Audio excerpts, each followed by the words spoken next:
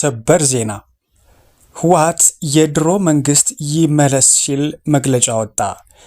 በምርጫ ቦርድ ህጋዊ ሰውነቱን የተነጠቀው ህዝባዊ ወያኔ ሓርነት ትግራይ ወይም ህወሓት ማዕከላዊ ኮሚቴ የፕሪቶሪያን የሰላም ስምምነት ተግባራዊነት መጓተት በትግራይ ህዝብ ላይ ከፍተኛ ስጋት እየፈጠረ መሆኑን ገለጸም። ኮሚቴው ከሚያዝያ 7 ቀን እስከ 11 ቀን 2018 ዓ.ም ባካሄደው ስብሰባም በወቅታዊ ክልላዊና ብሔራዊ ጉዳዮች ላይ መግለጫ አውጥቷል።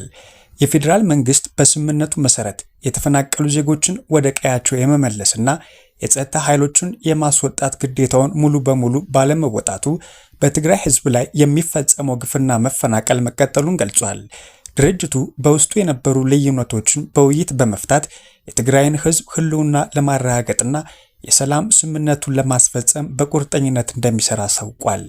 የፌዴራል መንግስትም ሆነ የሚመለከታቸው አካላት ስምምነቱን ያለም ቅድመ ሁኔታ እንዲያስፈጽሙና ለትግራይ ዘላቂ ሰላም ትኩረት እንዲሰጡ ሲል ማዕከላዊ ኮሚቴው ጥሪውን አቅርቧል።